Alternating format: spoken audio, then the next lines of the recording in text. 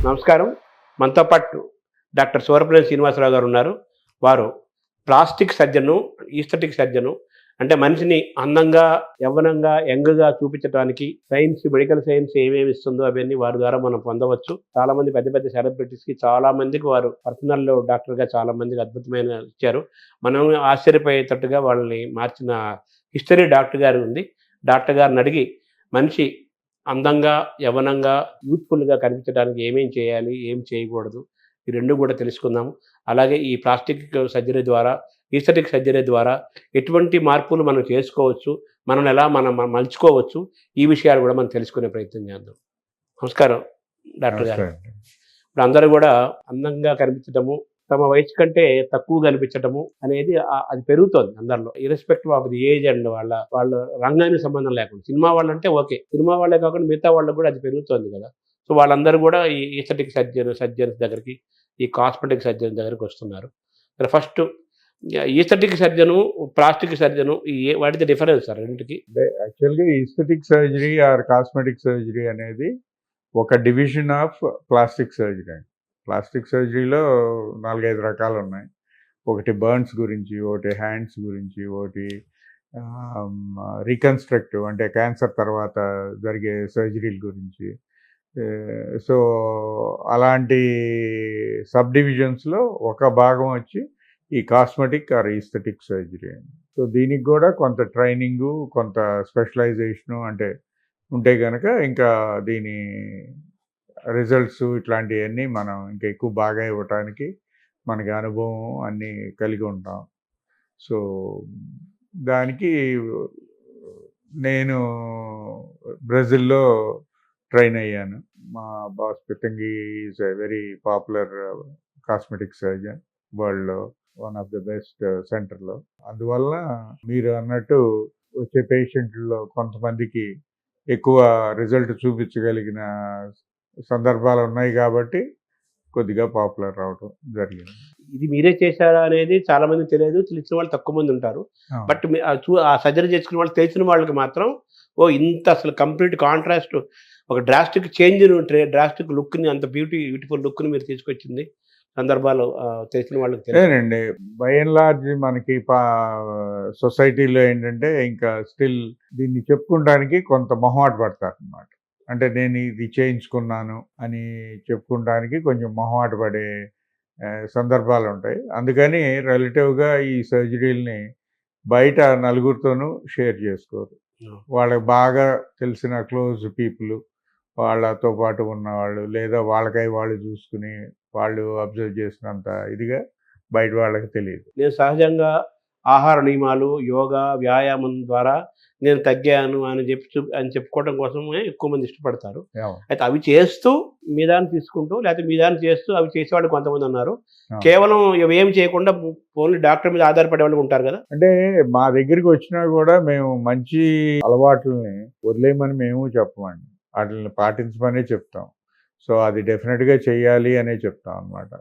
So, for example అసలు మామూలుగా మీరు అడిగిన దాంట్లో ఒకటి మన జెనెటిక్స్ అండి. అంటే మన తల్లిదండ్రుల పోలికలు మనకొస్తాయి. అదే మాదిరిగా మన తల్లిదండ్రుల్లో ఉండే అనేక మంచి లక్షణాలు కానివ్వండి, చెడు లక్షణాలు కానివ్వండి. చెడు అంటే మనకి ఇన్ జనరల్ నచ్చదు. ఫర్ ఎగ్జాంపుల్ ఇండియాలో పుట్టిన వాళ్ళు ప్రతి ఒక్కళ్ళు ఎంత తెల్లగా ఉంటే అంత గొప్పగా ఉన్నాం అనే భావంతోటి ఉంటారు. సో, రంగు కానివ్వండి, జుట్టు కానివ్వండి, ముక్కు కానివ్వండి, రూపురేఖలు కానివ్వండి, ఎత్తు కానివ్వండి, ఇవన్నీ కూడా మనకి జీన్స్ తోటి వస్తాయి. నెంబర్ 1. ఇవే కాకుండా దీంతో పాటు కొన్ని జబ్బులు కూడా మనకు వచ్చే ఛాన్సెస్ ఉంటాయి. అంటే ఒక గుండె జబ్బు కానివ్వండి, కిడ్నీ జబ్బు కానివ్వండి, ఇంకోటి. షుగర్, అట్లాగే బీపీ. మీరు కరెక్ట్‌గా అడిగారు. ఈ షుగర్ అనేది ఏంటంటే మనం నియంత్రించుకుంటే కంట్రోల్‌లో ఉండే జబ్బు. సో, చాలామంది వచ్చినప్పుడు మా నాన్నకి షుగర్ ఉంది, నాకు షుగర్ వచ్చింది అంటారు. మా నాన్నకి షుగర్ ఉంది కాబట్టి నేను ఏమి జాగ్రత్తలు తీసుకుంటే ఈ షుగర్ రోగాన్ని మనం ఎంతకాలం దూరం పెట్టగలము అనే జాగ్రత్తలు తీసుకున్నాళ్ళు చాలామంది షుగరు సుమారు 60-70 సంవత్సరాల దాకా కూడా రాకుండా మేనేజ్ చేసుకోగలిగిన వాళ్ళు ఉన్నారు. షుగర్కి బేసిక్గా ఏంటంటే it is a metabolic disease. Metabolic అంటే ఏంటంటే మనం తినేది, మనం ఖర్చు పెట్టేది, ఇలా ఇవన్నీ కొంచెం జాగ్రత్తగా చూసుకుని మనం తినే పదార్థాల్లో పిండి పదార్థాలు తక్కువ ఉండేటట్టు ఉన్నా కూడా దాంట్లో కూడా ప్యూర్ పిండి పదార్థాలు అంటే ప్యూర్ కార్బోహైడ్రేట్స్ అంటాం. అంటే మన ఈ ప్రాసెస్డ్ ఫుడ్ ఇట్లాంటివి తగ్గించుకుని వీటి ద్వారా మనం దాన్ని నియంత్రణ చేసుకోవడానికి వీలుంటుంది. దానికి తోడు కొంత ఎక్సర్సైజు యాక్టివిటీ యాడ్ చేసుకుని దాన్ని రెగ్యులర్గా అబ్జర్వ్ చేసుకుంటా మానిటర్ చేసుకుంటా దానికి ఏదైనా అవసరమైన రోజున మందులు వాడుకున్నా అవసరం రాకుండా దాన్ని ఆపుకునే విధానాలు అనేకం ఉన్నాయి. సో ఈవెన్ డయాబెటీస్లో కూడా the first line of treatment is life style modification అంటారు. లైఫ్ స్టైల్ మాడిఫికేషన్ అంటే ఒక లైన్లో ఇలా చెప్పేసి వదులుతారు, కానీ దాన్ని కనుక మనం ఓపెన్ చేస్తే పెద్ద గ్రంథాలు ఓపెన్ అవుతాయి లైఫ్ స్టైల్ మాడిఫికేషన్లో. సో వాటిని మనం పట్టించుకోకుండా మనం డాక్టర్ దగ్గరికి ఎందుకు వెళ్ళాం, ఏదో మందు రాయించుకోవడానికి వెళ్ళాము. సో డాక్టర్ మందు రాయాలి, ఆ మందు మనం వేసుకోవాలి, దాని ద్వారా అది కంట్రోల్ అవ్వాలి అనే ఒక ఫిక్స్డ్ ఒపీనియన్తో మనం అక్కడికి వెళ్తాం. అదేవిధంగా డాక్టర్ ఫీ తీసుకున్నాక మందు రాయకుండా ఈ కబుర్లన్నీ చెప్తే కనుక ఈ కబుర్లు చెప్పడానికి నాకు దేనికి, ఇవన్నీ నేను ఎట్లా చేయగలను అనేది దీంతో ఉంటారు. సో అందువలన అటు కొంత పేషెంట్ల నాలెడ్జ్ తక్కువ ఉండటం కానివ్వండి, అదేవిధంగా డాక్టర్ల దగ్గర సమయం తక్కువ ఉండటం కానివ్వండి, ఇట్లన్నిటి మూలాన ఒక జబ్బు అనగానే దానికి ఒక మందు రాయటమే కానీ ఈ లైఫ్ స్టైల్ మాడిఫికేషన్స్ అనేది మనం పాటించట్లేదు. అదేవిధంగా ఇప్పుడు మీరు అందంగా కనపడతాం లేదా యవ్వనవంతులుగా కనపడతాం అనే దానికి కూడా మనం బేసిక్గా మన లైఫ్ స్టైల్లో ఉండాల్సిన ఇవేంటంటే నెంబర్ 1 జీన్స్, మన తల్లిదండ్రులు ఇచ్చేయి, దాన్ని మనం పొందిపుచ్చుకుంటాం. నెంబర్ 2 మన అలవాట్లు, ఆహారం సరిగ్గా తీసుకుంటాం, బ్యాలెన్స్డ్ డైట్ తీసుకుంటాం, ఎక్సెస్గా తీసుకోకుండా ఉంటాం, అదేవిధంగా తీసుకున్న దాన్ని కరగబెడటానికి వ్యాయామం చేయటం, అదే మాదిరిగా దీంతోపాటు మనం తీసుకునే పదార్థాల్లో ఫ్రెష్ ఫ్రూట్స్ ఫ్రెష్ వెజిటబుల్స్ ఎక్కువ తినేటట్టు ఉంటాం రాదర్ దాన్ ప్రాసెస్డ్ ఫుడ్ బదులు. అదేవిధంగా దీంతోపాటు సఫిషియంట్ అమౌంట్ ఆఫ్ వాటర్ తీసుకుంటాం. Okay, to have a good hydrated skin, తేమ శాతం అంతా బాగుండేటట్టు. అది కాకుండా కరెక్ట్గా నిద్రపోవటం, టైంకి నిద్రపోవటం, టైంకి నిద్ర లేకపోవటం, కరెక్ట్గా మనకు ఒక 6 నుంచి 8 గంటలు అన్ఇంటరప్టెడ్ స్లీప్ కనుక ఉంటే కనుక మనం కొంచెం రిలేటివ్గా ఉంటాం. ఇది కాకుండా మనకు బయట నుంచి వచ్చే కొన్ని పదార్థాలు ఉన్నాయి. బయట నుంచి అంటే కనుక ఎండలో తిరిగితే కనుక చర్మం కొంచెం నల్లబడచ్చు, లేదా చర్మం మీద ముడతలు పెరగచ్చు. ఇంకా మనకి తక్కువ కానీ వెస్ట్రన్ వరల్డ్లో కావాలని వెళ్ళి ఎండల్లో పడుకుంటారు, సన్ బేతింగ్ అని. సో వాళ్ళకి పడినంత చర్మం ముడతలు మనకు రావు. ఎందుకు అంటే కనుక మనం అంత ఎండలోకి వెళ్ళి పడుకోవడానికి మనమేమి పెద్ద ఎక్కువ ఆసక్తి చూపం. సో మన కాంప్లెక్షన్ మూలాన్ని కానివ్వండి ఎట్లకైనా మనం ఎక్కువ ఎండలోకి వెళ్ళాం. కాకపోతే మనకి కూడా ముడతలు ఇవి ఎందుకు పెరుగుతాయి అంటే కనుక సిగరెట్ స్మోకింగ్లో ముడతలు పెరుగుతాయి. అదే మాదిరిగా మనం సరిగ్గా నిద్రపోకపోయినా, నీళ్లు తాగకపోయినా ఇలాంటి వాటిల్లో కూడా మొహం మీద ముడతలు, ఓల్డ్ ఏజ్ తొందరగా వచ్చే chances. Alcohol sir, alcohol also causes, because alcohol కూడా లిమిట్ కాకుండా ఎక్సెస్గా చేయటం ద్వారా, అంటే ఈ ఆల్కహాల్ అనేది కనుగొన్నది బహుశా నాకు తెలిసి ఈ బ్రిటన్, స్కాట్లాండ్ ఆ ఏరియా నుంచి అనుకుంటాను. వాళ్ళది రిలేటివ్గా చలి ప్రదేశం. వాళ్ళకి చలికి ఏంటంటే కొద్దిగా వామ్త్ ఉండడానికి లేదా వెసల్స్ డైలేటెడ్గా ఉండడానికి ఆల్కహాల్ అనేది తీసుకుంటారు. అది కూడా ఏంటంటే మనకు మళ్ళీ కాకుండా వాళ్ళు తీసుకున్న ఎప్పుడో రోజులో 2 సార్లు 3 సార్లు ఒక గ్లాస్ తాగి వదిలేయటం ఏదో ఉంటుంది. యూజువల్గా మన దగ్గర ఎక్కువ మంది ఆ బాటిల్ ఓపెన్ చేస్తే బాటిల్ అయిపోయే వరకు తాగుతూ కూర్చుంటారు. సో అలాంటిగా తాగటం, ఎక్సెస్గా తాగటం అది డెఫినెట్గా చర్మానికి అపీరెన్స్కి మంచిది కాదు. అన్నిటికన్నా ముఖ్యమైనది వ్యాయామం. ప్రతిరోజు వ్యాయామం చేసినాడు ఒక రకంగా ఉంటాడు, అదే వయసు అదే దీనిలో పుట్టి వ్యాయామం చేయనాడు ఇంకో రకంగా ఉంటాడు. బాహ్యం నుంచి వచ్చాయంటే మనకు వచ్చే నీరు, కలుషితమైన నీరు కానివ్వండి, అంటే ఇప్పుడు స్నానానికి వాటికి బాగా ఉప్పు నీళ్ళు వాడితే కొంత చేంజెస్ ఉండొచ్చు, అట్లా కాకుండా మంచినీరు వాడితే కొంత బెటర్గా ఉంటుంది. అదే మాదిరిగా తాగడానికి ఎవరైనా మంచినీళ్ళే తాగగలం, ఉప్పు నీళ్ళు తాగలేము. కాకపోతే తీసుకునే వాటర్లో ఎక్కువ పర్సంటేజ్ ఆఫ్ వాటర్ కనుక ఉంటే రిలేటివ్గా మనం బెటర్గా ఉంటాం. అదేవిధంగా మనం చేసే పనిని బట్టి. ఒకప్పుడు ఏంటే గనక మనిషి అనేవాడు కాయ కష్టం మీదే బతికేవాడు. సో, అందువలన ఎక్కువ ఆహారం తీసుకున్నా అరిగేది ఆర్ కరిగిపోతుండేది. ఇది కాకుండా మనకి ఒకానొక టైంలో ఈ అనేకమైన ప్యూర్ వాటర్ దొరక్క కంటామినేటెడ్ ఆర్ కమ్యూనికబుల్ డిసీజెస్ ఎక్కువగా ఉన్నప్పుడు, అంటే మనం ఒక 5 కేజీలు ఎక్కువ ఉన్నా కూడా ఓ జబ్బు వస్తే ఒక 8 కేజీలు తగ్గిపోయేవాళ్ళం. సో తగ్గిపోయి మళ్ళీ నార్మల్కి వచ్చేవాళ్ళం. బట్ ఈ రోజున మనకి ప్రొటెక్షన్ చాలా పెరుగుతుంది. అంటే దోమకాటు నుంచి నివారణ, ఈగలని నివారిస్తున్నాం, కంటామినేటెడ్ ఫుడ్స్, కంటామినేటెడ్ వాటర్ ఇలాంటివన్నీ తగ్గించడం ద్వారా మనం అనేక జబ్బుల్ని నియంత్రిస్తున్నాం. ఇవి రావడం తక్కువ మూలాన కూడా మనకి అంతకు ముందులాగా ఆ జబ్బు వచ్చి వెయిట్ పోవటం అనేది లేదండి. ఇప్పుడు అదంతా మనకి పెరిగిపోతుంది. దానికి తోడు మనకి ఆర్థికంగా కూడా కొంత ఎక్కువ డబ్బులు ఉండటం ద్వారా మనం ఈ కోక్లను ఇంకోటనో తాగటం, cool drinks, biryani with cool drink తాగుతున్నారు. అలాంటివన్నీ కొన్ని పులిని చూసి నక్కవాతల్లాగా. మామూలుగా మన ఫుడ్లోకి కోక్ అనేది పెద్ద not a very good combination. But ఏంటంటే ఏదో వెస్ట్లో ఫుడ్తో పాటు కోక్ తాగుతారు, మనం కోక్ తాగాలి అనే. యూజువల్గా నా దృష్టిలో యంగ్ వయసులో ప్రతి ఒక్కడు కోక్ కన్నా ఒక 35, 40, 45 దాటిన తర్వాత మాత్రం మంచి డ్రింక్ ఏదంటే కొబ్బరి నీళ్ళు అంటారు. సో ఆ యుక్త వయసులో ఉండగా ఏంటంటే వేరే వాటి మీద కొంత వ్యామోహంతో కోకను ఇంకోటనో అన్న తర్వాత మాత్రం it is going to settle with coconut water. సరే, ఇప్పుడు కరెక్ట్గా మంచి పాయింట్ చెప్పారు మీరు. సరే, ఇందులో మనిషి అందంగా యవనంగా కనిపించడానికి ఆహారము, నీరు, గాలి, ఆలోచనలు, వ్యాయామము, యోగా ఇవన్నీ ఇట్స్ కాంబినేషన్ కదా. లైఫ్ స్టైల్ అంటే ఇంత పుస్తకం రాయాలన్నారు మీరు. ఇవన్నీ అందులో వచ్చేవే కదా. ఇప్పుడు సమ్మర్లో ఉన్నాం కదా సార్ మనం. ఈ సమ్మర్లో మనం ఎలా కాపాడుకోవాలి సార్ మన ఆరోగ్యాన్ని? ఆరోగ్యం అంటే కనుక ఇప్పుడు సరిగ్గా నిద్రపడటానికి యూజువల్గా సమ్మర్లో ఏమంటారండి, మనకి డే టైం పెరిగిపోయి నైట్ తగ్గినట్టు ఉంటుంది అన్నమాట. అందుకే పూర్వకాలంలో సమ్మర్లో మధ్యాహ్నం పూటలో ఇంకో గంట పడుకోండి అని పిల్లలుగా ఉన్నప్పుడు కూడా అమ్మలు వీళ్ళందరూ బలవంతంగా పడుకోబెట్టేవాళ్ళు.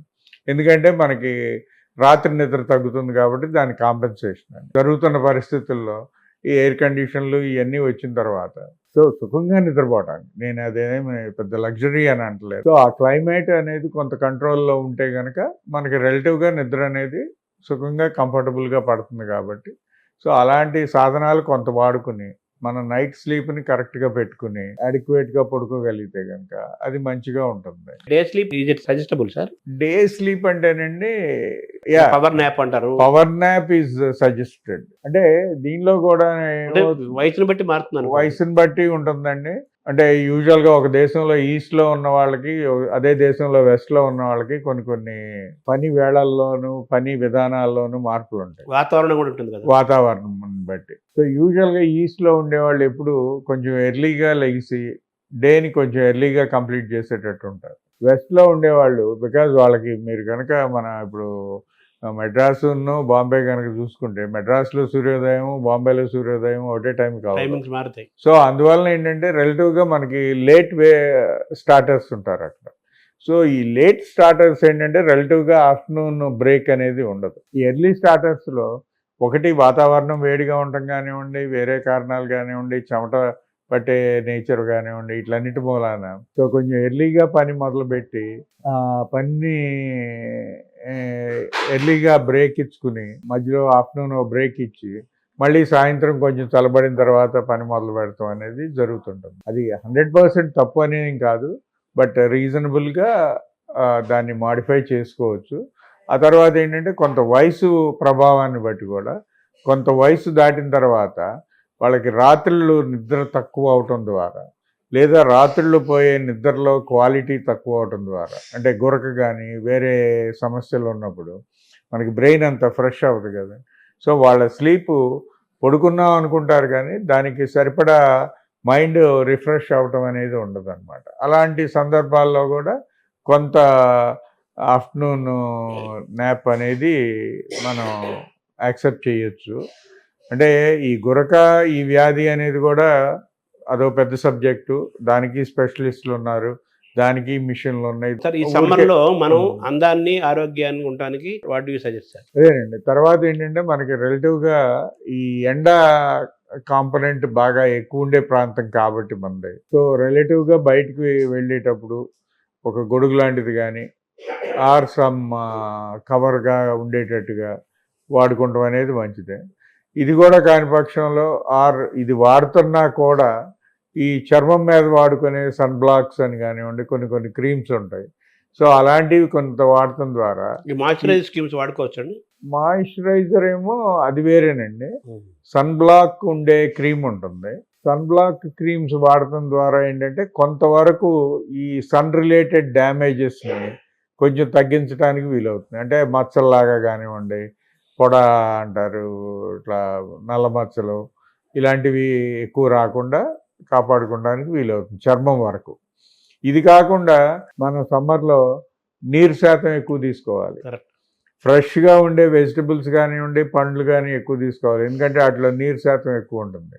అలా కాకుండా నాన్ వెజ్ ఇది కనుక తీసుకుంటే నాన్ వెజ్ మన బాడీలో ఉన్న వాటర్ని కూడా అబ్జార్బ్ చేసుకుని ఎందుకంటే కానీ డైజెస్ట్ అవ్వదు. అందుకే చికెన్ తింటే వేడి చేస్తుంది. వేడంటే ఏంటి, యూరిన్ తక్కువ వస్తుంది, ఎల్లోగా వస్తుంది. సో ఆ కాన్సన్ట్రేటెడ్ యూరిన్ వచ్చినప్పుడు కొంచెం బర్నింగ్ మిక్చరేషన్ ఇలాంటివి అనిపించేటప్పటికి నేను చికెన్ తిన్నాను నాకు వేడి చేసింది అనుకుంటాం. వేడి అంటే నా దృష్టిలో హైడ్రేషన్ తగ్గింది అని అనమాట. అంటే మన వాటర్ కంటెంట్ బాడీలో తగ్గింది. అంటే ఎండాకాలం నాన్ వెజ్ సజెస్టబుల్ తగ్గిస్తే మంచిది అంటారా? కొంతవరకు తగ్గించుకోవచ్చు అండి. బట్ దానికి కూడా కాంపెన్సేషన్ అంటే ఇదే వాటర్ ఎక్కువ తీసుకుంటం ద్వారా దాన్ని కాంపెన్సేట్ చేయొచ్చు. సో ఎస్పెషలీ రంజాన్ మాసం కరెక్ట్గా ఎండల్లో వస్తుంది. వాళ్ళు పొద్దునుంచి సాయంత్రం దాకా ఏమి తీసుకోక అనేక మంది ఈ కిడ్నీ స్టోన్స్ ఇలాంటివి రావటం ఈ సీజన్లో ఎక్కువ అండి. ఎందుకంటే డీహైడ్రేషన్ మూలాన. సో వాళ్ళు వాటర్ కూడా తీసుకోరు. అదేనండి, రాత్రులేమో బాగా తిని తక్కువ వాటర్ తాగి పడుకుంటాం. పొద్దున్న లేచిన తర్వాత మళ్ళీ ఏమీ తీసుకోకుండా ఉండే సమయం సుమారు 12 గంటలు ఏమీ తాగకుండా తినకుండా ఉండే కార్యక్రమం పెట్టేటప్పటికి వాళ్ళలో కొంత వాటర్ శాతం కొంత తగ్గటం. అదే వాళ్ళ పనితీరు కనుక బయట తిరగటం లేదా కొంత ఎండకి వేడికి ఎక్స్పోజ్ అయ్యే పనితీరు అనుకోండి, సో ఇంకా ఎక్కువ చెమటలు పడతాం ఇవన్నీ ఉంటాయి కదా. సో ఫాస్టింగ్లో కూడా మనం కేర్ఫుల్గా ఉండాలి. ప్రతిదానికి జాగ్రత్త అనేది ఉండాలండి. ఏదైనా మరీ టూ మచ్గా చేయటం అనేది మంచిది కాదు. సార్ ఇప్పుడు ఈ ఎండాకాలంలో చెప్పినట్టుగా అన్నారు, ఈ కొబ్బరి బొండాలు అవి తాగటము, మజ్జిగ, వాటరు, జ్యూసు, పుచ్చకాయ, అలాగే మన తాటి ముంజలు, ఇవన్నీ హెల్త్ని ఇచ్చేవి అంటారా? మంచిది. సో మన ఏజింగ్ని కూడా కాపాడతాయి. అంటే ఇన్ జనరల్ అది ఒకరోజు 1 గంట చేస్తే కాదండి. ఇన్ జనరల్ మన బాడీ మొదటి నుంచి కనుక మనం అదే కార్యక్రమంలో కనుక ఉంటే కొంత లివరేజ్ ఇస్తుంది. సో మీరు బేసిక్గా ఈస్థెటిక్ సర్జన్ కాబట్టి సర్జరీ గురించి మాట్లాడుకుందాం. ఈలోపు మామూలుగా మీరు వ్యాయామం గురించి మంచి వ్యాయామం, ఆహారము, ఆలోచన విధానం గురించి మీరు తీసుకొచ్చారు మనిషి అందంగా యవ్వనంగా కనిపించడానికి. అయితే వ్యాయామం చేసేవాళ్ళు, రెగ్యులర్గా వ్యాయామం చేస్తూ క్రమశిక్షణగా ఉండేవాళ్ళు వాళ్ళ వయసు కంటే ఒక 9 ఇయర్స్ తక్కువ కనిపిస్తారని ఎక్కడ చదివాను సార్. అది ఇది కరెక్ట్? అంటే కొంతవరకు కరెక్టేనండి. దాంట్లో కూడా ఏదైనా అతి ఎక్కువ అయితే మంచిది కాదు అనేది కూడా ఉంది కదా. అవును. సో ఫర్ ఎగ్జాంపుల్ బాగా ఎక్కువ ఎక్సర్సైజ్ చేసి జిమ్ముల్లోనూ వీటిల్లోనూ వెయిట్ లిఫ్ట్ చేసే వాళ్ళ మొహం కనుక చూస్తే మీరు వాళ్ళకి ఎక్కువ ముడతలు ఉంటాయి మొహం మీద. ఎందుకు అని కనుక మీరు దాని డీటెయిల్స్లోకి వెళ్తే, నెంబర్ 1 వాళ్ళ అవసరానికన్నా ఎక్కువ ఎక్సర్సైజ్ చేయడం ద్వారా ఫ్యాట్ని తగ్గించడానికి ట్రై చేస్తారు. నెంబర్ 1. నెంబర్ 2, ఆ ఎక్సర్సైజ్ చేసేటప్పుడు మనం నేర్పించే మన ట్రైనర్ కానివ్వండి మన మీద కూడా ఎలా పెడతాడంటే, లాస్ట్ 3 సార్లు అమ్మ చేయండి, రెండోసారి చేయండి, మూడోసారి చేయండి అన్నప్పుడు ఇలా ముక్కి బాగా మొహం మీద ముడతలు తెచ్చుకుని మొహాన్నంతా కుంచుకునేటట్టు చేసి వెయిట్ని తొయ్యిద్దామనో లేదా పరుగు చివరిలో మనం దీన్ని పట్టుకోలేక ఫేస్ మీద ఎక్స్ప్రెస్ చేయటమో జరుగుతుంది అనమాట.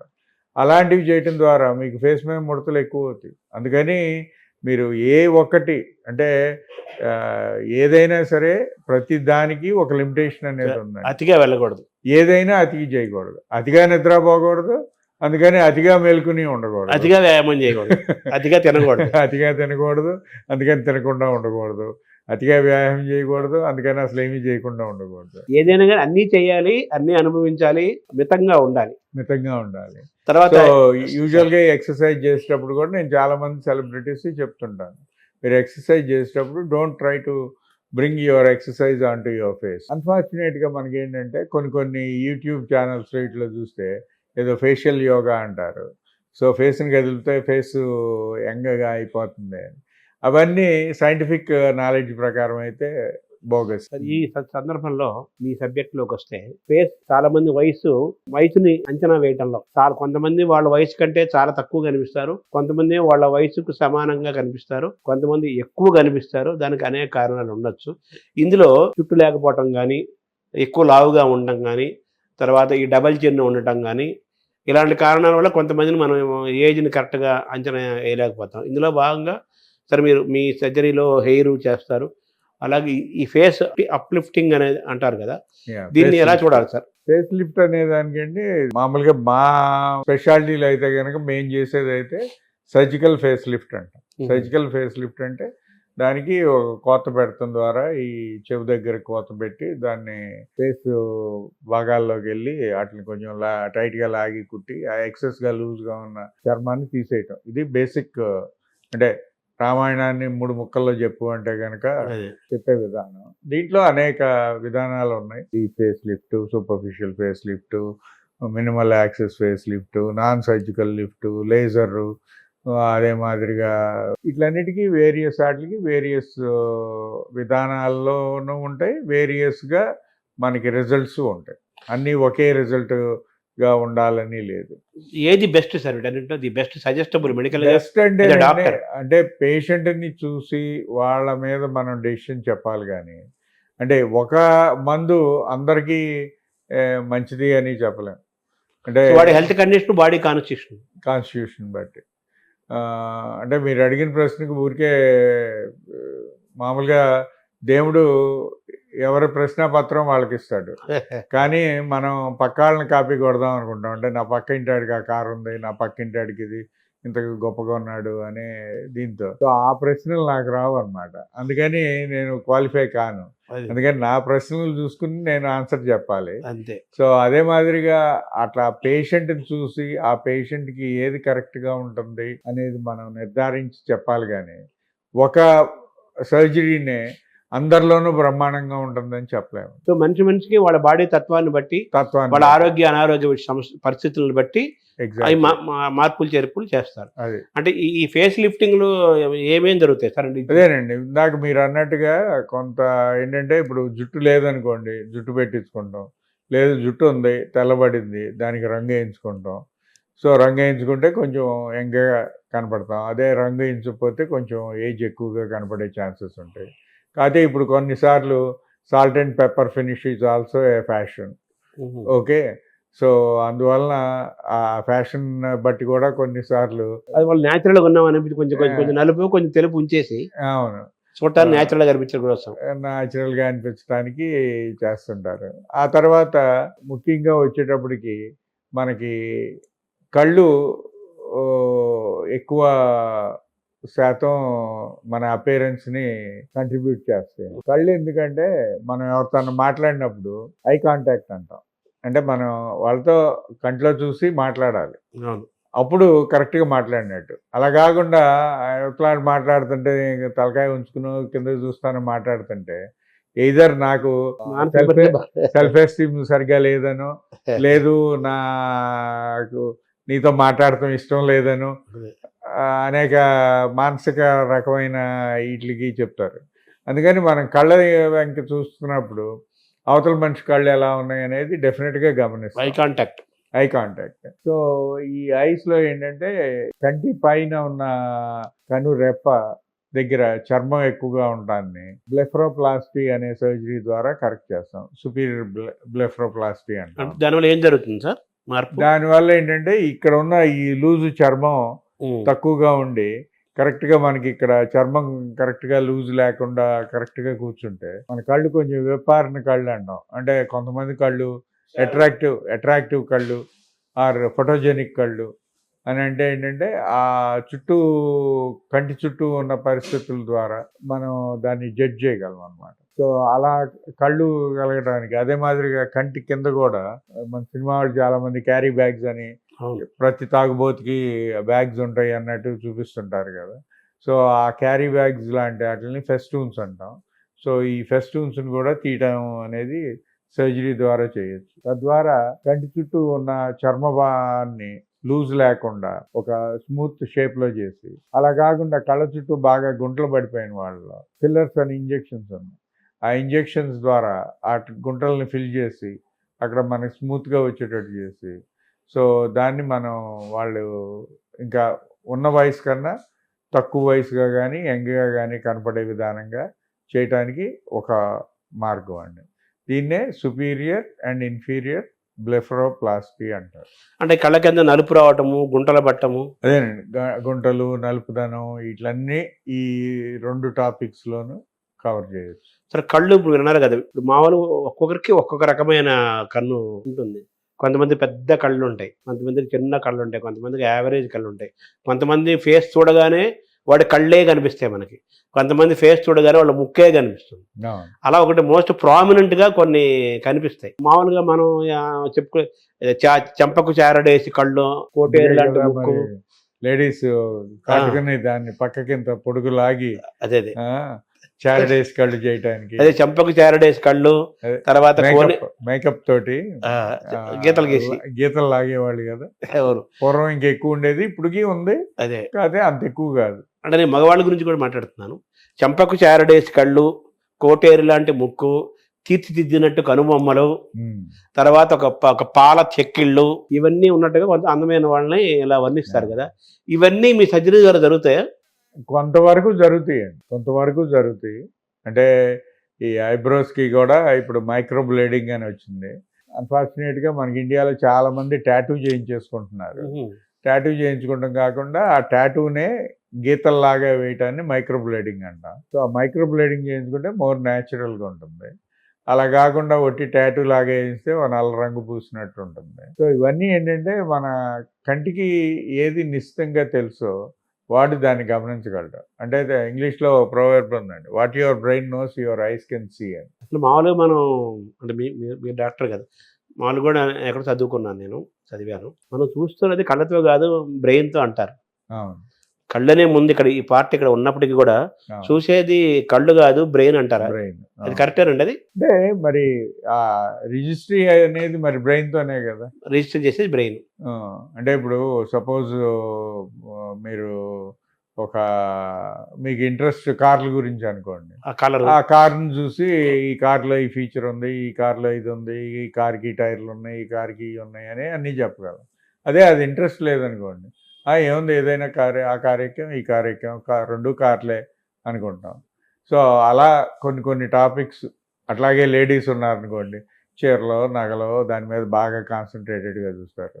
అది మామూలు అడిగి చూస్తే కనుక ఏం తేడా ఉంది, దాంట్లో రింగ్ ఉంది, దీంట్లో కొక్కు ఉంది, ఏదైతే ఏమైంది అంటే ఈ ఫీలింగ్స్ని, ఎమోషన్స్ని చెప్పేది బ్రెయిన్. అదే అంటే మనకు ఆ టాపిక్ గురించి తెలిసిన కనుక గమనించినప్పుడు we can easily identify what is the problem in that particular face or a particular area. So అలా బ్రెయిన్ కన్నును ఇప్పుడు మీరు చెప్పినట్టుగా ఐబ్రోస్ని తీర్చిదిద్దచ్చు, కళ్ళను పెద్దగా చేయొచ్చా?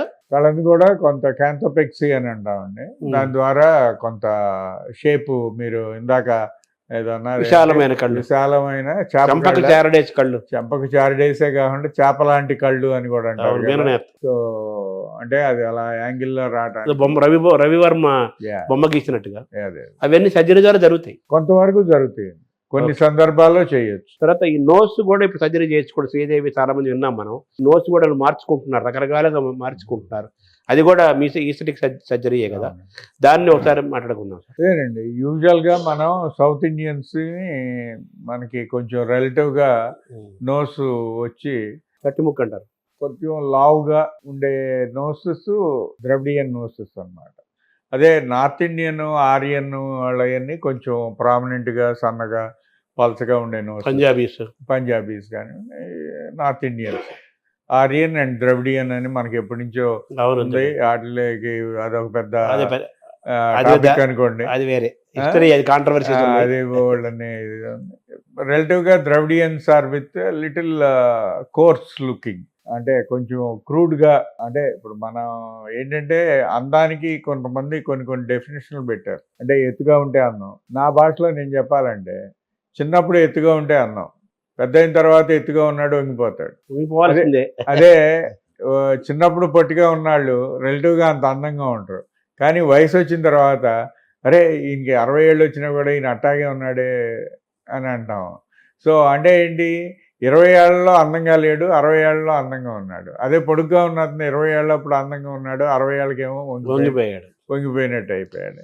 సో అందుకని ఏంటంటే ప్రతి దానికి ఒక్కొక్క టైంలో ఒక అందం అనేది ఉంటుంది, ఒకటి అందం కాదు అనేది ఉంటుంది.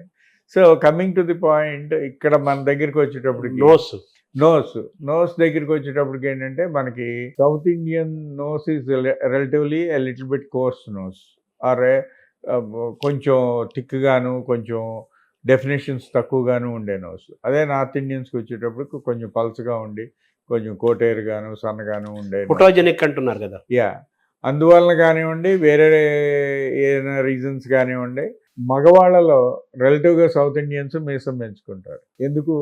సో ఇక్కడ ఒక కాంట్రాస్ట్ కలర్ వచ్చేటప్పటికి ఈ ముక్కు ఎక్కువ కనపడకుండా దాని అవకతవకలు కానివ్వండి, మనకి నచ్చని నక్షత్రాలు అనుకోనివ్వండి, వాటిని ఎక్కువ ప్రస్ఫుటంగా కాన్స్పిక్యూస్ కవర్ చేయడానికి మీసం పెడతారు. అదేవిధంగా లేడీస్లో కూడా ముక్కు పొడుగు కానివ్వండి, ఇంకోటి కానివ్వండి, ఇట్లాంటివన్నీ పెట్టుకోవడం జరుగుతుంది. సో ఇప్పుడు ప్రస్తుతం రోజుల్లో ఏంటంటే మరి మనకి నార్త్ అయినా సౌత్ అయినా ఈస్ట్ అయినా వెస్ట్ అయినా అందరూ అందంగా ఉండాలనే లెక్కలో దీనికి రైనోప్లాస్టీ అంటారు, నోస్ జాబ్ అంటారు. సో అది చేస్తాం అన్నమాట. దీంట్లో 2 విధానాలుగా చేసేది ఉంటుంది. క్లోజ్డ్ రైనోప్లాస్టీ అని ఉంటుంది, ఓపెన్ రైనోప్లాస్టీ అని ఉంటుంది. అవన్నీ టెక్నికల్ మాటలు అనుకోండి. బట్ దీని ద్వారా మనకేమి బయటికి ఏమి పెద్ద కట్ చేసినట్టు కానీ కోత పెట్టినట్టు కానీ కనపడకుండా లోపల మార్చడం ద్వారా ముక్కుని కొంచెం సన్నం చేయొచ్చు. అట్లాగే ముక్కు టిప్, నోస్ టిప్ అంటాం, ఈ టిప్ని కొంచెం ముందుకు ప్రొజెక్ట్ అయ్యేటట్టు కొద్దిగా పల్చగా ఉండేటట్టు చేయొచ్చు. ముక్కు పొడవును కూడా పెంచొచ్చా? పొడవు కూడా పెంచొచ్చు అండి. అదే మామూలుగా మనకి సౌత్ ఇండియాలో ఒకటి తప్పుడు ముక్కు కూడా ఒక ప్రాబ్లము. సో ఈ నేసల్ బ్రిడ్జ్ ఇదంతా ఉన్నప్పుడు ఎక్కడన్నా వేరే మన బాడీలో పార్ట్ తీసి కానీ లేదా సైలాస్టిక్ ఇంప్లాంట్ ద్వారా కానీ దాన్ని పెంచడం జరుగుతుంది.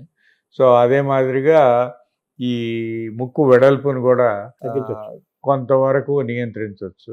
బట్ ఇవన్నీ చేసేటప్పుడు ఏంటంటే మళ్ళీ మనం న్యాచురల్గా ఉండే మన ముక్కు దేనికి ఉపయోగపడుతుందో ఆ ఉపయోగాలను మనం పాడు చేయకూడదు. అంటే మనకి మెయిన్గా ముక్కు అనేది గాలి తీసుకోవడానికి, వాసన చూడటానికి, వీటికి మనకు ఉండాలి. సో ఈ ముక్కును సన్నంగా చేసేటప్పుడు అసలు ముక్కులో గాలి ఆడకుండా చేయకపోవడం అలాంటివి జరగకుండా తగు జాగ్రత్తలు తీసుకుంటే మనం చేయాల్సి ఉంటుంది అన్నమాట. సో ఈ సర్జరీస్లో సైడ్ ఎఫెక్ట్స్ ఏమైనా ఉన్నాయా? సైడ్ ఎఫెక్ట్స్ అనేది అన్నీ ముందే మనం పరీక్ష చేసి చూసే దాన్ని బట్టే చేస్తామండి. ఇప్పుడు నేను చెప్పినట్టుగా ఇప్పుడు సపోజ్ ముక్కు కనుక బాగా నేరో చేస్తాం అనుకోండి, ముక్కు ద్వారా గాలి సరిగ్గా ఆడలేదు అనుకోండి, సో వాళ్ళకి గురక లాంటిది రావచ్చు నిద్రలో, ఆర్ లాంటిది ఉండటానికి ఛాన్సెస్ ఉంటాయి. సో అందువలన అవన్నీ జాగ్రత్తలు తీసుకునే చేస్తాం. అది అందుకని మీరు అడిగారు కదా అని నాకు ఇంకా పలచగా కావాలి, ఇంకా నేరో కావాలి అంటే లోపల ముక్కు రంధ్రాలను మూసేసి ముక్కును కుట్టేయలేం కదా. అంటే సైనస్ ప్రాబ్లం ఉంటుంది కొంతమందికి. అలాగే మామూలుగా ఈ నేసల్ లోపల అది ఉంటుంది కదా, దూలం అంటారు కదా, అది మామూలుగా వంగిపోయి ఉంటుందని కొంతమందికి. తర్వాత ఈ ఇన్హిలేషన్ అండ్ ఎక్సలేషన్ లో దాని పాత్ర ఉంటుందని, ఎక్కువ మందికి లోపల వంగిపోయి కూడా అవకాశం ఉంటుంది అంటారు. ముక్కు రూపురేఖలు మార్చుకునే సర్జరీని రైనోప్లాస్టీ అంటారండి. దీన్ని నోస్ జాబ్ అని కూడా అంటారు. ఇది అనేక మంది సినిమా తారలు, అనేక మంది చేయించుకున్నాళ్ళు, ఈవెన్ సామాన్యుల్లో కూడా పెళ్లి చూపుల్లో ముక్కు అందంగా లేదనో లేదా ముక్కు కొంత సరిగ్గా లేదనో అనేక, ఈవెన్ పెళ్ళయిన తర్వాత కూడా తల్లులుగా కానివ్వండి లేదా పెద్దవాళ్ళుగా అయిన తర్వాత కూడా నాకు ఇది నచ్చట్లేదు, నేను సరి చేయించుకుందాము అని అనుకుంటున్నానని చేయించుకునే వాళ్ళ పర్సంటేజ్ బాగానే ఉంటుంది, పెరుగుతోంది ఇప్పుడు. పెరుగుతుంది. అంటే అవగాహన, అంటే ఇప్పుడు పళ్ళకి క్లిప్లు వేయించుకున్నట్టు అవును. ఒకప్పుడు పళ్ళ క్లిప్లు ఎంతమంది వేయించుకునేవారు, ఇప్పుడు ప్రతి 30 దగ్గర దగ్గర 70% పిల్లల్లో క్లిప్పులతోనే చూస్తుంటాం. కరెక్ట్.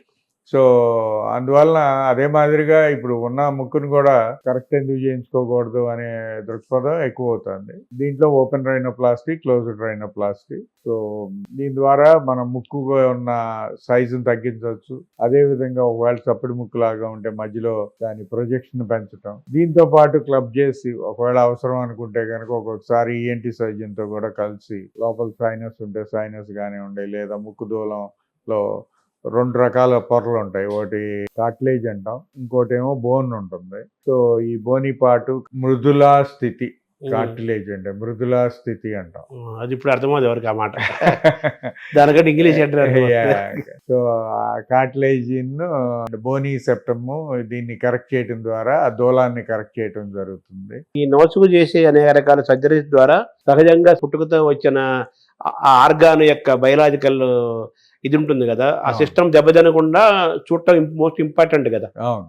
సో అది కూడా బ్యాలెన్స్ చేయాలి కదా. అవును, 100% చేయాలి. అలాగే ఈ డబుల్ చిన్ అంటారు కదా, దీన్ని తీసే క్రమంలో కొంతమంది ఇంజక్షన్ పెట్టి అవి మొత్తం తీస్తారని, కొవ్వు తీసేస్తారని ఇలా రకరకాలుగా చెబుతుంటారు కదా సార్. అది ఈ డబుల్ చిన్ లో 2 రకాలు ఉంటాయండి. ఒకటేమో ఫ్యాట్ తో నిండి ఉండటం ద్వారా వచ్చే డబుల్ చిన్, ఇంకోటేమో వయసు తోటి వచ్చే చర్మం లూజ్నెస్ ద్వారా వచ్చే డబుల్ చిన్ అన్నమాట. సో యూజువల్గా రిలేటివ్గా యంగ్ పీపుల్లో మనం కనుక చూస్తే ఎక్కువ శాతం ఫ్యాట్ ద్వారా వస్తుంది అనమాట. దాన్ని లైపోసక్షన్ అనే దీని ద్వారా తీసేయచ్చు. దానికి పెద్ద కోత కుట్లు ఇవి లేకుండా చిన్న బెజ్జం ద్వారా తీసేయటం జరుగుతుంది. అదే మనకి చర్మం లూజ్నెస్ ఒక 60-70 ఏళ్ళు లేదు, కొంత వెయిట్ లాస్ అయిన తర్వాత చర్మం ఏలాడబడటం ద్వారా వచ్చే లూజ్నెస్ ద్వారా వచ్చిందంటే కనుక అది ఫేస్ లిఫ్ట్ చేసినప్పుడే నెక్ లిఫ్ట్ అని కూడా చేస్తామండి. ఫేస్ లిఫ్ట్తో పాటు అంటే ఇక్కడ ఉన్న లూజ్నెస్ అంతా ఈ చెవు వెనక భాగంలోకి తీసుకెళ్ళి టైట్ చేస్తాం అన్నమాట. సో ఫేస్ లిఫ్ట్కి ఏమో చెవు ముందు భాగం నుంచి కట్ చేస్తాం, ఈ నెక్ లిఫ్ట్కి ఏమో చెవు వెనక భాగం నుంచి కట్ చేస్తాం. సార్ ఈ మధ్య చూస్తున్నాం మనము సినిమా వాళ్ళు ముఖ్యంగా, వాళ్ళే కదా మన రోజు టీవీల్లో ఫోటోల్లో కనిపించేవాళ్ళు, సోషల్ మీడియాలో కనిపించేవాళ్ళు. అంతమంది మామూలు హెవీగా ఉంటాడు, మన చూడటానికి కెమెరాకి ఇంతలా ఉంటాడు. మనం సడన్గా అతను చూసేసరికి మొత్తం ఫేస్ చిన్నది అయిపోయి, ఇక్కడ మొత్తం చిన్న పిల్లగాళ్ళగా 20 ఏళ్ళ కుర్రలాగా ఇక్కడ మొత్తం టైట్ అయిపోయి, ఈ ఫేస్ మొత్తం టైట్ అయిపోయి ఇంత మొహంలా కనిపిస్తుంది. ఏదో చేసుకొచ్చారు అమెరికా వెళ్ళి ఎక్కడికి వెళ్ళి అని చెప్పేసి అనుకుంటుంటాం. ఇది ఏంటి సార్ ఇది? అంటే ఒకటి అసలు ప్రాక్టికల్గా మనిషిని చూసే వరకు మనం ఫోటోని నమ్మకూడదండి. సెలబ్రిటీస్ కానివ్వండి, వీళ్ళ ఫోటోలు రిలీజ్ చేసేటప్పుడు కూడా అనేక ప్రక్రియలు జరుగుతుంది. అంటే తల వరకు సెలబ్రిటీది పెట్టి కింద బాడీ వేరే వాళ్ళది పెట్టిన పిక్చర్ 100-99 అలాగే వస్తుంది. అంటే ఎస్పెషల్లీ ఒక హీరోయిన్ని ఒక బికినీలోనో లేదా కొంచెం మోర్ ఇదిగా చూపించాలి అని అనుకున్నప్పుడు జరిగే ఫోటోలు చాలా వరకు ఇదే మాదిరిగా మార్ఫింగ్ అంటారు కదా, మార్ఫింగ్. అందువలన ఈ ప్రచార మాధ్యమాల్లో వచ్చే ఇన్ఫర్మేషన్ అంతా కరెక్ట్ అని నమ్మకూడదు. ఒక్కొక్కసారి ఫిజికల్గా చూసినప్పుడు కూడా మనకు నిజంగా మనిషి తగ్గాడు, మనిషి బాగా సన్నబడ్డాడు అంటే కనుక ఇట్లాంటి కొన్ని సర్జరీల ద్వారా మనం దాన్ని ఇంప్రూవైజ్ చేయొచ్చు. హెయిర్ కూడా మనిషిని యంగ్గా చూపించటం, అలాగే వాళ్ళ వయసు కంటే తక్కువగా చూపించటం, కనీసం అట్లీస్ట్ వాడు వయసు అనే కనిపించేట్టు చూడటం, ఎక్కువ ఏజ్ లా కనిపించకపోవడంలో హెయిర్ పాత్ర కూడా ఉంది అంటారు. సో ఈ హెయిర్కి కూడా ఇప్పుడు సైంటిఫిక్గా మెడికల్గా మీలాంటి ప్రొఫెషనల్ డాక్టర్స్ చదువుకున్న వాళ్ళు మీరు చేస్తున్న సర్జరీ కదా ఎస్థెటిక్ది, దీన్ని ఎలా చూడాలి సార్ ఈ సర్జరీని? నేనండి హెయిర్కి ఏంటంటే మామూలుగా యూజువల్లీ ముందు మెడికల్ మేనేజ్మెంట్ అంటారు. మెడికల్ మేనేజ్మెంట్ అంటే కనుక హెయిర్ న్యూట్రియంట్స్, వైటమిన్స్ అలాంటివి ఇవ్వడం ద్వారా హెయిర్ లాస్ని కొంత తగ్గించే విధానం. అదేవిధంగా కొన్ని లోషన్స్, క్రీమ్స్ వాడటం ద్వారా మామూలుగా హెయిర్లో కొన్ని ఫాలికల్స్ రీజనరేటివ్ ఫేజ్లో ఉంటే కొన్ని ఫాలికల్స్ కీటోజన్ ఫేజ్లోకే వెళ్తుంటాయి అన్నమాట. అంటే కొన్ని మనకి రోజు సహజంగా ఒక 100 ఎంట్రుకలు ఊడిపోవటం అనేది సహజం. స్నానం చేస్తున్నప్పుడు కానివ్వండి, తల దూకున్నప్పుడు కానివ్వండి. సో యానోజన్ అండ్ కీటోజన్ ఫేజ్లో ఉండే హెయిర్ని కొంత పెర్ఫార్మెన్స్ పెంచడానికి, అంటే కీటోజన్ ఫేజ్లోకి వెళ్లకుండా ఎక్కువ కాలం యానోజన్ ఫేజ్లో ఉంచడానికి. అంటే మామూలు మన జనకు అర్థమయ్యే భాషలో చెప్పాలంటే ఏంటి సార్? అదేనండి, ఇప్పుడు మనకి కొన్ని కొత్తగా హెయిర్ పెరుగుతూ ఉంటుంది, కొంత పెరిగి ఉన్న హెయిర్ కొంత ఊడిపోయి పడిపోతూ ఉంటుంది. అంటే మన మొక్క మీద ఆకుల్లాగా అనుకోండి, సుమారుగా కొత్త ఆకులు వస్తూ ఉంటాయి. కొత్త ఆకులు అంటే కొత్త ప్రదేశంలో కాదు, హెయిర్ ఫాలికల్ అదే ఉంటుందండి. ఆ ఫాలికల్లో నుంచి ఉన్న హెయిర్ షాఫ్ట్ అంటాం. ఆ హెయిర్ షాఫ్ట్ ఏమవుతుందంటే కొన్ని ఊడిపోయి పడిపోతుంటాయి, అది కొన్నాళ్ళు రెస్టింగ్ ఫేజ్లో ఉంటుంది. ఆ రెస్టింగ్ ఫేజ్లో ఉన్నది మళ్ళీ యాక్టివ్ ఫేజ్లోకి వచ్చినప్పుడు మళ్ళీ దాని ద్వారా మళ్ళీ హెయిర్ రీజనరేట్ అవుతుంటుంది. దీనికి మీకు బెస్ట్ ఎగ్జాంపుల్గా తెలియాలి అంటే కనుక, ఒక స్త్రీ కానీ లేడీస్ ఎవరైనా పిల్లలు పుట్టిన తర్వాత కొంత హెయిర్ లాస్ ఎక్కువ ఉంది అని ఇది ఎక్కువ చెప్తారు. థైరాయిడ్ వల్ల కూడా హెయిర్ లాస్ పోతుంది. హెయిర్ లాస్, అవును.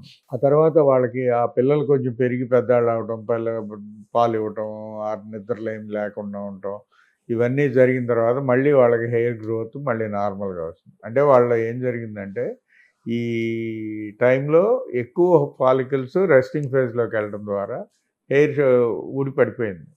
సో ఆ టైంలో మనకంతా నాకు జుట్టు రాలిపోతుంది అని చెప్తారు. యూజువల్గా ఆ టైంకి కొబ్బరి నూనెనో మందార ఆకనో అదనో ఇదనో వేసి అన్నీ చేసి తర్వాత మళ్ళీ పెరిగింది అనుకుంటారు. రిలేటివ్గా మగవాళ్ళలో అలా ఊడిపోయిన హెయిర్ రావటం తక్కువ. ఎందుకంటే మగవాళ్ళలో హార్మోన్స్ ద్వారా మేల్ ప్యాటర్న్ బాల్నెస్ అంటాం. సో ఈ మేల్ ప్యాటర్న్ బాల్నెస్ ద్వారా మనం మగవాళ్ళలో హెయిర్ యూజువల్గా ఒక 25-30 సంవత్సరాలు దాటిన తర్వాత అది ఊడిపోవటం జరుగుతుంటుంది. అలాంటి దానప్పుడు కూడా కొంత ఈ medical treatment are less invasive procedures ద్వారా మనం దాన్ని కొంతవరకు నియంత్రించడానికి వీలుంటుంది. అదే ఇంకా సివియర్ స్టేజ్లోకి వెళ్ళినప్పుడు దీన్ని హెయిర్ ట్రాన్స్ప్లాంట్ ద్వారా కరెక్ట్ చేయడం జరుగుతుంది. మెడికల్ ఇదంటే కనుక న్యూట్రిషనల్ సపోర్టు, నాకు చెప్పినట్టుగా మినాక్సిడిల్ లైక్ లోషన్స్, ఆ తర్వాత ఈ హార్మోన్ కంట్రోలింగ్కి ఒక పిల్ ఉంటుంది. ఆ పిల్ ద్వారా అది కూడా కౌన్సిల్ చేసి అన్నీ కరెక్ట్ అని ఉంటే వాడచ్చు. సో దాని ద్వారా కొంత హెయిర్ లాస్ని తగ్గించవచ్చు. కానీ హెయిర్ మళ్ళీ పోయిన హెయిర్ పెరుగుతుంది అనే దానికి ఇవన్నీ విపరీతమైన రిజల్ట్స్ అనేవి చూపించవండి. సో యూజువల్గా ప్రతి వాళ్ళకి ముందు హెయిర్ ఎక్కువ ఉండాలి అనే కోరిక ఉంటుంది. అలాంటప్పుడు ఏంటంటే హెయిర్ ట్రాన్స్ప్లాంట్, ఈ వెనక ఉన్న హెయిర్ తీసి ముందు పెట్టడం ద్వారా కొంత హెయిర్ రిస్టరేషన్ చేయొచ్చు. అదే మాదిరిగా ఇది చాలని పరిస్థితులు కనుక అయితే మళ్ళీ రెండోసారి చేయటం జరుగుతుంది. మళ్ళీ వెనక నుంచి మళ్ళీ కొంత తీసి పెడతాం. సో అయినా కూడా ఇంకా కావాలి అంటే కనుక బియర్డ్ హెయిర్ కానివ్వండి, బాడీ హెయిర్ కానివ్వండి తీసి దాన్ని ప్యాకింగ్ హెయిర్ కింద మధ్యలో పెడతాం జరుగుతుంది. అంటే ఏంటంటే అది ఆ స్టైల్ రాదు కాబట్టి, అంత పొడుగు పెరగదు కాబట్టి ఊరికే జస్ట్ ప్యాకింగ్ హెయిర్ అంటే ఏంటి, మీరు ఏదైనా డబ్బాలో వస్తువులు పెడదాం అన్నప్పుడు ఆ వస్తువులు కదలకుండా ఉండడానికి ప్యాకింగ్ అని పెడతాం. సో అదే మాదిరిగా ఇప్పుడు ఈ పైన ఉన్న జుట్టుకి సపోర్ట్గా ఉండడం కోసమని ఈ ప్యాకింగ్ హెయిర్ కింద ఇది పెట్టడం జరుగుతుంది. అంటే మనం ఈ వెనక భాగం నుంచి తీసుకుంటారు ఫస్ట్ ప్రైమరీగా, లేకపోతే గడ్డ నుంచి తీసుకుంటారు, బాడీ మీద నుంచి కూడా తీసుకొని సెట్ చేస్తారు. హెయిర్ ప్లాంటేషన్ చేసుకునే వాళ్ళు వాళ్ళ శరీరం నుంచే తీసుకోవాలా, వేరే వాళ్ళ దగ్గర నుంచి కూడా తీసుకొని వేయచ్చు? వేరే వాళ్ళది కుదరతాయి. సెట్ అవ్వదా? సెట్ అవ్వదు. సో ఇది కాకుండా ఏంటంటే నాన్ మెడికల్ అనేకం వచ్చినాయి. హెయిర్ ప్యాచెస్ అని, విగ్గులు అని, ఇంకా రకరకాల ఇవి, ఆ తర్వాత హెయిర్ ఎక్స్టెన్షన్స్ అని. సో ఇలాంటి అనేక వాటి ద్వారా, అంటే మీరు దాని నుంచి సినిమా రంగం గురించి మాట్లాడారు కాబట్టి చెప్తున్నాను. సో ఈవెన్ హీరోయిన్స్ కానివ్వండి, వీళ్ళందరికీ కూడా హెయిర్ ఎక్స్టెన్షన్స్ ఇవన్నీ పెట్టి బాగా వాల్యూమ్, అంటే ఏంటి ఈ అమ్మాయికి ఎంత ఎక్కువ జుట్టు ఉంది, మనకి ఇలా ఉండదే అని అనిపించేటట్టు. అంటే మరి తెర మీద చూసిన వాళ్ళు అత్యద్భుతంగా కనపడాలి కదా, మన మీద చాలా ఎన్నో రెట్లు అందంగా ఉన్నట్టు, మనం చేరుకోలేని స్థితిలో వాళ్ళు ఉన్నట్టు ఉండాలని కనపడేటట్టు చేసే పొడవు జడ ఉండాలి. కాబట్టి ఆ ఎక్స్టెన్షన్స్ ఇదే మనం చిన్నప్పుడేమో దాన్నే సవరం అనేవారు. దాన్ని ఇప్పుడు కొంచెం హెయిర్ ఎక్స్టెన్షన్స్ అని అది కూడా మళ్ళీ పూర్వం ఏంటంటే జడ వేసుకుంటేనే ఆ సవరం పెట్టుకోవడానికి వీలయ్యేది. అవును. సో అలా కాకుండా ఇప్పుడు ఈ సవరాలు వాడుతున్నారా సార్? వాళ్ళు నాకు చాలా రోజులైంది నేను చూసాను తెలీదు. యాక్చువల్‌గా. చాలా చిన్నప్పుడు జడ చూసేవాడిని. వేసుకునే రోజుల్లో అయితే గనుక జడ పొడుగు చాలక సవరం అని వాడేవారు. ఆ! ఇప్పుడు ఏంటంటే మరి జడలేసుకునే వాళ్ళే తక్కువైపోయారు కదా! అంతా జడ లూజ్ లేదు కదా! లూజ్ హెయిర్ కదా! అవును. ఎంత టైం పడుతుంది సార్ అది మొత్తం అది సెట్ చేయడానికి? నాలాంటి వాళ్ళకి ఎలా మీరు సెట్ చేస్తారు? బాగా సివియర్ బాల్డ్‌నెస్ ఉన్నప్పుడు ఎంత సెట్ చేసినా కూడా హ్మ్. న్యాచురల్ హెయిర్ వచ్చినంత ఎక్కువగా రాదు అని ముందే చెప్తామండి. అవును. ఒకవేళ అలాంటి పక్షం కాదు, నాకు బాగా ఎక్కువ జుట్టు ఉన్నట్టు కనపడాలి అని అంటే గనక వాళ్ళకి ఆల్టర్నేటివ్ పద్ధతులు కూడా ముందే సజెస్ట్ చేయడం జరుగుతుంది. ఏముంటాయి సార్ ఆల్టర్నేటివ్ పద్ధతులు? అదేనండి ఇందాక చెప్పినట్టు హెయిర్ ప్యాచెస్, విగ్గులు ఇలాంటివి అన్నమాట. ఓకే. సో దాంట్లో ఏంటంటే మీకు చాలా ఎక్కువ హెయిర్ ఉన్నట్టు కనపడుతుంది కదా! Hmm. So if that is going to make you feel happy, hmm. So then will suggest that is a better option. అలా కాకుండా నాకు నా సొంత హెయిర్ ఉండాలి, నా సొంతంగా పెరగాలి, అప్పుడప్పుడు కత్తిరించుకుంటూ ఉండాలి ఇది అనే పద్ధతిలో Naturalగా ఉండాలి ఉండాలి. అన్నప్పుడు ఏంటంటే ఇది ఉంటుంది కానీ ఇది మీకు డెన్సిటీ అంత ఎక్కువ రాకపోవచ్చు. ఇప్పుడు పూర్తిగా బాల్డ్ ఇది మొత్తం క్లీన్ బౌల్డ్ అయిన వాళ్ళ ఏరియాలో ఇంకా ఇవన్నీ పెట్టడం వల్ల కొంత ఉండి లేనట్టుగా మరీ బాల్డ్‌గా కాకుండా యా, కొంత హెయిరీగా కనిపించడం వల్ల. కొంచెం హెయిరీగా ఉన్నట్టు ఉంటుంది. దాని మీద కొంత రంగు వేయటం ద్వారా ఆ! ఆ హెయిర్ ఇంకా కొంచెం ఎక్కువ ఉన్నట్టు కనిపించడం. అంటే ఇప్పుడు పెయింట్ చేసినప్పుడు హ్మ్. ఇట్లా సన్నగా ఉన్న షాఫ్ట్ మీద నుంచి ఆ రంగు పడటం ద్వారా థిక్గా అవుతాయి కదా. థిక్‌నెస్ అవును. సో అందువల్ల మీరు ఇది చేసిన రోజున, డై చేసిన రోజున you feel that your hair is more bushy and more thick. So ఇలా తీసిన హెయిర్ ఇక్కడ మళ్ళీ పెరుగుతుందా? ఆ ఫాలికల్ పెరగదండి. తీసేసింది పెరగదు ఇంకా. అంటే మనం ఫాలికల్ తీస్తున్నాం, ఆ ఫాలికల్ మళ్ళీ అక్కడ కొత్తగా రాదు. హ్మ్. కానీ మనం అక్కడ 10 ఫాలికల్స్ ఉంటే దాంట్లోంచి మూడో నాలుగోనే తీస్తున్నాం కదా, మొత్తం మిగతా అన్ని పెరుగుతాయి కాబట్టి మనకి పెద్ద తేడా తెలియదు అంటే. ఫర్ శోభన్ బాబు ఉన్నాడు. ఆయన మొత్తం ఇదంతా వెనకాల ఫుల్ హెయిర్ ఉంటుంది. హెవీగా ఉంటుంది హెయిర్. అవును, అవి కూడా మనం వాడతాం. వాడచ్చు. సో అవి కూడా ఎప్పుడు పాలికలు తీసి వేస్తారు కాబట్టి పాలికలు తీసిన చోట పెరగదు, లేని చోట పెరుగుతుంది. ఫాలికల్ అంటే టెక్నికల్ గా మాట్లాడితే మనం అక్కడ ఫాలికల్ తీస్తాం కాబట్టి అక్కడ ఆ ఫాలికల్ మాత్రం పెరగదు. హ్మ్. కానీ మనం అక్కడ తీసేది సుమారుగా ఒక 1/3 ఆఫ్ ది హెయిరే తీస్తాం కాబట్టి మిగతా హెయిర్ అంతా ఉంటుంది కాబట్టి అందులో ఈ వెనకాల హెయిర్ ఏంటంటే ఇలా ఒక యాంగులేటెడ్గా ఉంటుంది. అవును. సో అందువలన మనకి అది పెద్ద కాన్స్పిక్యూస్ గా కనపడదండి. డిఫరెన్స్ ఏం తెలియదు. ప్రత్యేకంగా ఏమీ కనిపించదు. కనిపించదు. సో ఇలా ఎక్కడో ఉన్న శరీరం తల మీద ఒక హెయిర్, మీసం హెయిర్, గడ్డం హెయిర్, బాడీ హెయిర్ రకరకాల ప్లేస్ ఉంటుంది కదా. ఇది ఇలా సెట్ చేయడం అనేది సైంటిఫిక్గా కరెక్టేనా సార్? అది మామూలు బాగా జుట్టు ఫుల్గా ఉండే వాళ్ళకి ఎన్ని వెంట్రుకలు ఉంటాయి సార్? నెంబర్ ఆఫ్ సుమారు అప్రాక్సిమేట్గా అంటే మనం లెక్క పెట్టకపోయినా మామూలు అంటుంటారు కదా, తల్ల ఎంట్రుకలు లెక్క పెట్టావని అడిగి ప్రశ్నలు, అలాగే చెట్లు ఆకులు లెక్క పెట్టమని ఎవరు జంధ్యాల సినిమాలాగా. అంటే మామూలు నేను డాక్టర్ని కొంతమంది అడిగినప్పుడు మేము ఇక్కడి నుంచి ఒక 10,000 తీస్తామండి, ముందు ఒక 10,000 తీస్తాం, మామూలుగా 5-6 వేలు తీస్తామండి, సరిపోతే 10,000 సెట్ చేస్తామండి అంటుంటారు.